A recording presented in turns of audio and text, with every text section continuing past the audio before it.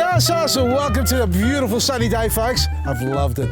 It's been the first calm day we've had for so long, 24, 25 degrees out here, and I've got my frames up. Told you yesterday I was going to get onto them and I had to clean them up. What do you reckon? Not bad, huh? Now, these have been rambling on the ground, so they're a little bit twist and turn, but they've got plenty of flower and plenty of fruit. And aren't these the biggest spring onions you've ever seen? I'm talking about the girth on some of these would be about 40 millimeters, 4 centimeters, 5 centimeters diameter. Have a look at that, eh? Not bad, eh?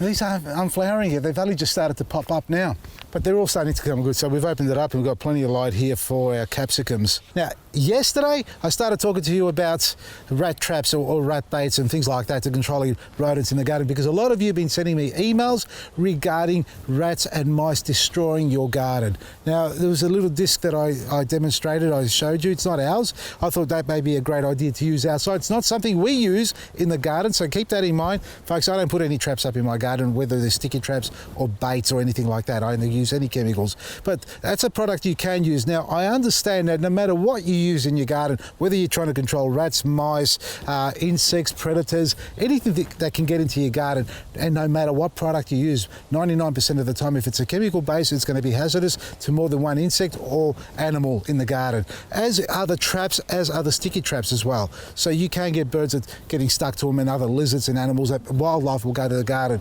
Now, it's all about common sense. Now, with the insect world, you can find sticky traps that now have cages around them, which stops birds getting stuck to them. And I suppose with something like this, a mouse trap or a mouse sticky trap, you can build a cage over the top as well to somehow control the larger animals getting to it. But it's not 100% safe. Now, when you go down the safe path, or when you're not using anything at all, you've got the high risk chance of losing your entire production. I don't use them here because I don't have enough problems occurring in that respect, like rats or mice getting in and destroying my whole crop. But I know some of you out there who do, and it is a real concern. If we spray chemicals, well, we've gone down the wrong path, folks. It defeats the purpose of growing your own vegetables at home. If you want to go down the path of the supermarkets and shop there every day, then don't waste your time doing it at home. If you're going to try and grow it at home, then don't waste your time spraying it with chemicals or synthetic fertilizers, because that's what you get from your supermarket. Prove to me otherwise. I've been to all the farms, not all the farms, but I've been to enough farms over 25, 30 years to tell you I know what's going on there. And no disrespect to the farmers themselves, all the industry in its entirety. It's a supply and demand, and there is a lot of pressure there for everybody from the beginning, from the moment you grow that seed and collect it and harvest it and propagate it to the point of harvesting and distributing it, and trying to understand the logistics of getting that humble tomato from point A to point Z, and how many handling times it occurs. So grow it yourself.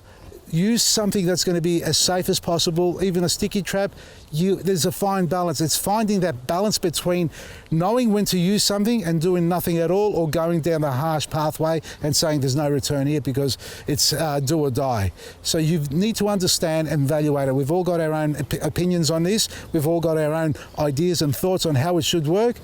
And if you don't know my one by now, then tune off. I don't want you following me, because if you don't understand who I am and what I'm about, as far as nature, it's all about caring and sharing about nature and sharing it with family and friends, as I do with you guys every day. I do this because I love doing it, and it's about sharing. So try and find a solution that's going to be it's going to have the least effect and harm or hazardous effect on the environment and wildlife around you, whilst trying to control the problem in your garden, whether it's a disease, pest, insect, or a rodent for that matter. So look for something that's a simple solution or a practical solution.